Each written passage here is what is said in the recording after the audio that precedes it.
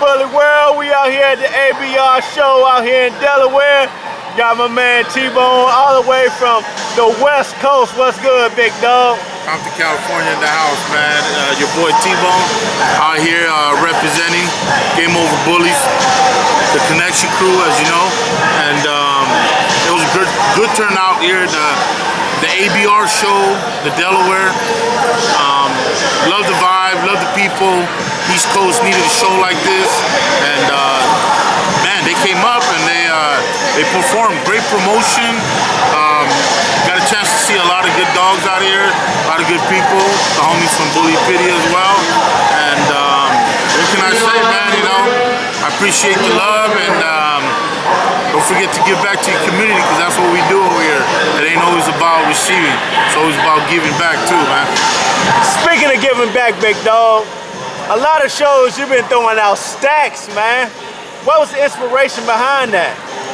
Well, I mean, the inspiration behind that, it's, I come from a poor neighborhood, you know what I mean? So I come from Compton, California, and fortunately I've been blessed to be able to do something that I know, you know, how to do, and have this talent with the dogs. And not everybody has talent with the dogs, you know, not just because you own a badass dog or a badass female and you breed it to the best male or whatsoever, doesn't mean you're going to produce something nice. It's pretty much a touch. Spanish people, we call it a don, you know what I mean? So back to the question, what inspired me to do that? Well, like I said, I came from nothing. I never had nothing when I was growing up, and I've been fortunate to make real good money in the game, and I've been blessed with this promotion, and I've been blessed to be able to produce nice dogs, hitter after hitter and hitter after hitter, you know, and well, it's not always, you know, not always right to receive money and just blow it, you know what I mean? Instead of, you know, spending money on a magazine and just throw it away, you know, I say, hey, you know, let's do something different and throw the money out. That way everybody can get a piece of it, you know what I mean?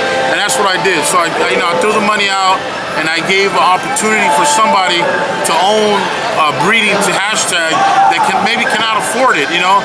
A young breeder that wants to start in the game and can't afford a $5,000 stud service, you know? I mean, we all hope high, but we gotta start low, right? So, you know, I've been fortunate to give a couple people a chance to own a stud credit for $5,000 and put their program to work, and that's what everybody can eat, bro. You know what I mean? It's enough for everybody. So that's how it is, man. That's how I see it, and you know, by me giving back, I know God will give it back to me 10 more times, bro. You know, for those who starting out in the bully breed, a lot of people see the money that might be involved with it. But you know, I was listening to Ralphie's show when you did an interview with him, and you talked about it, that how you still continue to work. Why did you find that important to you to continue to work, even though you continue to stud out HashTag on a regular basis and make a lot of money off of it? That's a good question, you know what I mean? An easy question as well. The reason I still continue to work is because, you know, everybody has the time to shine in this bully game. You know what I mean? You had your Dave Wilsons, you had your Richard Barajas, you have your Ed Shepherds, and so on and so on, you know? They made a big impact in the game, and they were very successful, you know what I mean? In my behalf, God's been blessing me to be successful in the game, and I want to make an impact with all my productions and my hard work and time that I put in this game.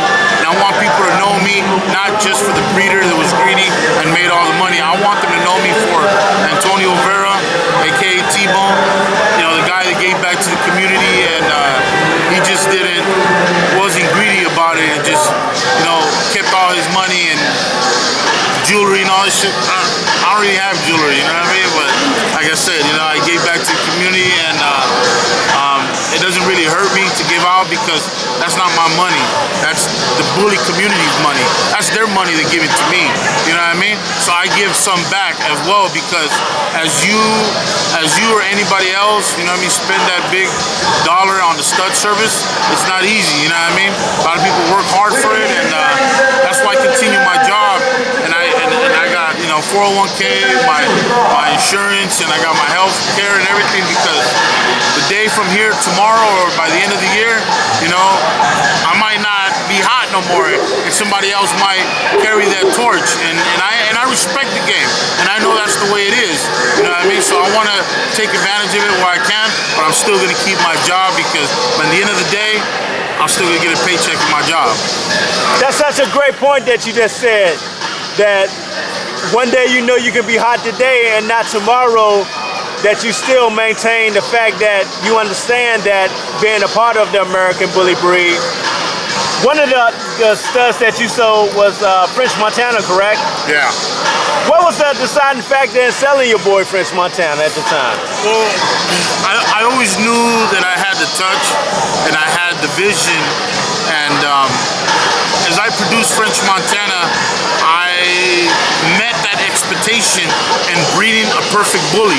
Exotic, you know what I mean? A clean exotic.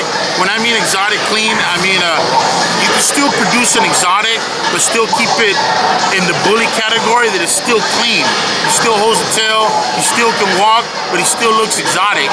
And that's what I did when I sold French Montana. And I knew I could produce him through his blood when I produced him, and I produced his son, Suavecito, and then I produced Suavecito's son, HashTag, which is 2 times French Montana. All I did was line bred the blood, and I created HashTag, which to me is an extreme exotic micro. He's an exotic, he's still extreme, and he's still, you know what I mean, short for his category, you know what I mean? And like I said, I like to keep them semi-clean.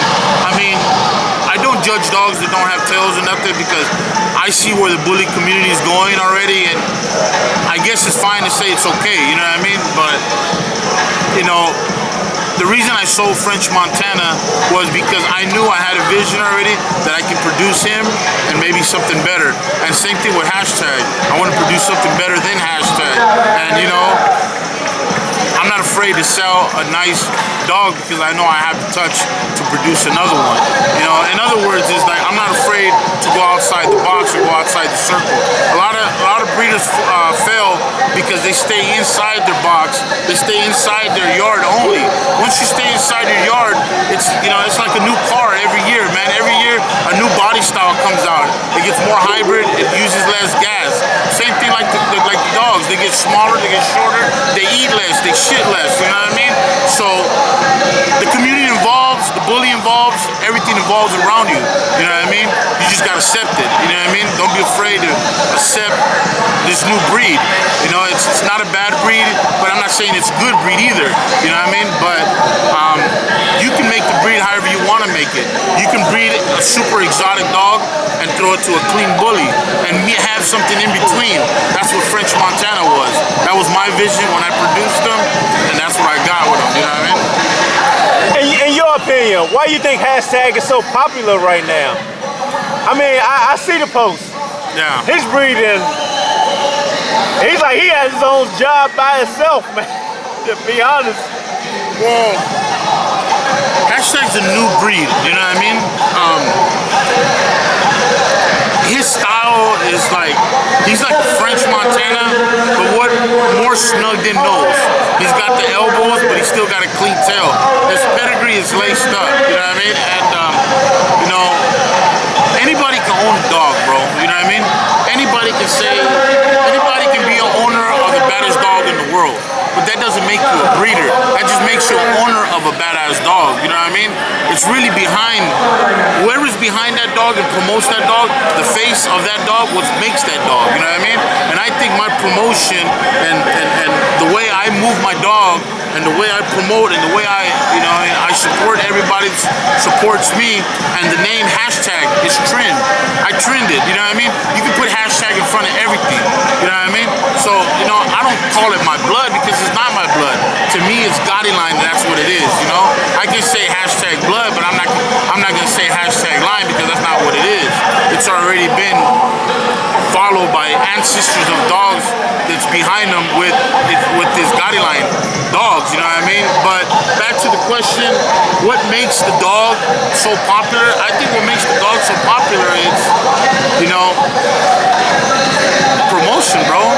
Promotion, traveling, the person behind the dog, who's got the dog, because HashTag could be in anybody's hands. But that doesn't make that's not gonna make the dog popular. You know what I mean? I think what made the dog popular, honestly, was me, that I'm a down-to-earth person, and you know, that I promote, and I'm still a working man, I'm a family man, and I'm a humble man as well, and I give back as well. So I think it's a little bit of everything that makes HashTag popular and who he is. He's a new style bully, and like I said, you know, he's producing fire right now.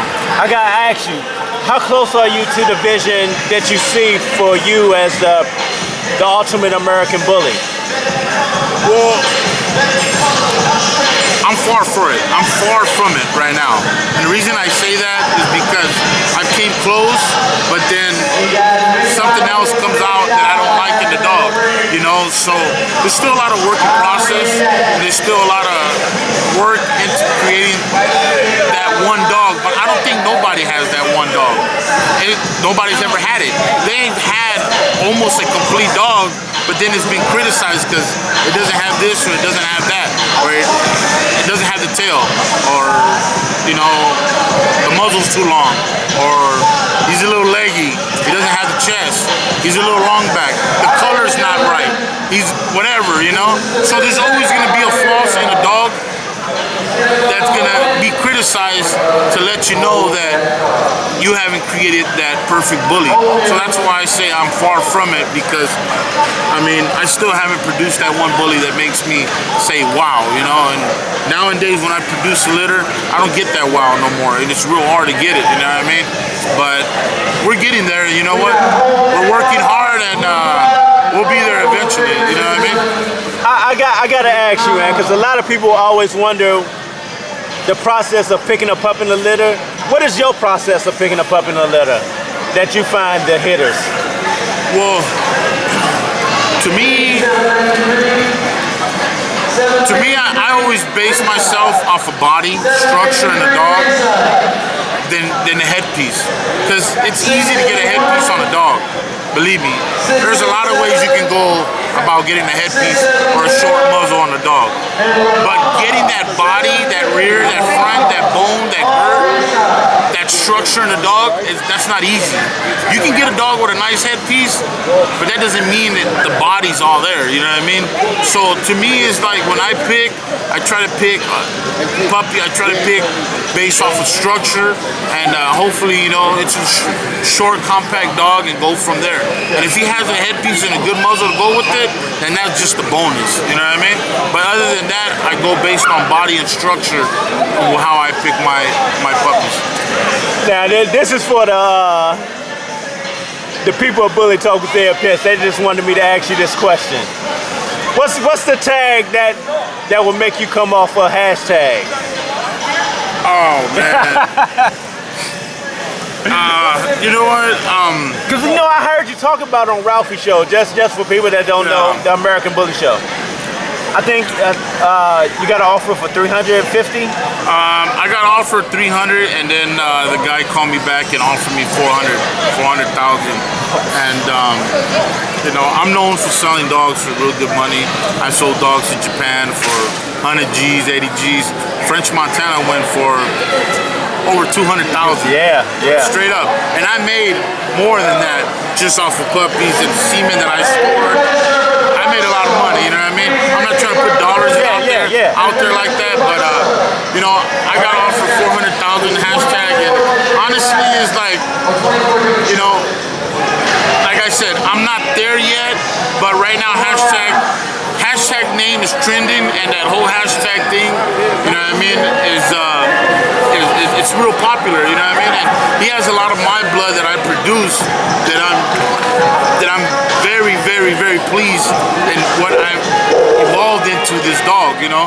So just to let you know, I mean, I don't need to sell HashTag really, because he made me more than $400,000 already, you know? sell more than that. You know what I mean? So if I really think about it, it's like I don't really need to sell him because I already made that, and then I already made a name for himself, and he's already popular as it is. So I think I will hurt a lot of his offsprings and his productions if I just get rid of him like that. So I think we're keeping HashTag until somebody just gives me a crazy number. But I don't think right now I'm happy with him. I'm living life good. I have a job. I got a family. Dog's been good to me, and the game's been good to me. So right now I don't really. I don't have plans in selling them. I gotta ask you, man, because is it a concern to you, man, that you find a lot of over in China they buying a lot of the top bullies, man? Does that concern you? No, it doesn't concern me. And you know what? It's funny you said this because a lot of people already told me about this. I did a live show about this, and no disrespect to nobody. I'm just gonna tell you how it is. Here in the West, here in the United States, right here in America, okay? So you guys out there in different countries, out here in America, China has been buying a lot of dogs. Yeah, you know, they've been buying a lot of nice dogs. There's 1 or 2 nice dogs that they bought, but reality is like they're really buying stuff that we don't want no more. You know what I mean? So, I mean, they're buying all the dogs we don't want no more, and I'm not gonna sell them to my keepers. I'm not, you know what I mean? Because I'm trying to get rid of my old stuff to bring in the new exotic that's out now. And right now, the new exotic that's out now, it's, you know, HashTag and a couple other dogs out there right now, and I have no interest in selling my dog, you know? So to me, it's like, you know, they're getting a lot of nice dogs, and they're building their bully community and their pedigrees and everything, but they're building it off a lot of dogs that we don't want no more. So if you really see a lot of the dogs they're using now, there are a lot of old school style dogs, and if it's not old school style dogs, there's some mid school style dogs that they're buying that it's pretty much dogs that we have already worked in our program, and we're keeping their kids to continue our blood, you know what I mean? So yeah, we're gonna give you their mothers or their fathers, because they have already made a noise in the game or whatsoever. So now we're using their kids to create a newer style exotic, and that's how I think about, you know, China, you know, buying dogs and everything. You know, I give them props, you know, they're in the right path, you know what I mean? But they're far away from where we at right now. As of creating these new bullies and these new exotics, they're probably like 3 years behind us, you know what I mean? Wow, you know, I never thought about that, yeah. Because I was always wondering about that, as how it is, because, you know, a lot of people was concerned that they thought a lot of the top bullies were going over there, and that it will water down what's going on here in America. No, it's not watered down. It's just that, to me, it's just dogs that have already been put to work here. So there's no need to hold on to those dogs. Because you're moving on to we're moving on to a higher level. So all those dogs they send over there are pretty much dogs that are not being used. It's simple. I mean, one of the dogs they did buy, and it was a good buy, was that dog Bolo. You know what I mean? That was a real good buy. Whoever bought him, I give him mad respect. But at the same time, you gotta really think about it. Bolo made his money. Bolo made his productions already. You know what I mean? Bolo has kids already that they're using already, you know? So they're using some of Bolo's kids. They're a little bit shorter, a little bit more compact. They're more exotic than him now. So they're continuing Bolo's blood through his kids, you know? So the guy made a great move by selling the dog. He made his money already. So to him, it was like, you know what? It's hard to compete right now with a lot of these new exotics that are out now. So why not sell Bolo? Why not sell Bolo and cash out? He made a great sell, you know what I mean? And he made money. Bolo made a big impact in the bully community here in the States, you know what I mean? But the guy was smart, and he sold them because there's a lot of new dogs out. They're knocking in the door, you know what I mean? And that's how I feel about it. And now, where do you see the American bully breed going in the next couple of years?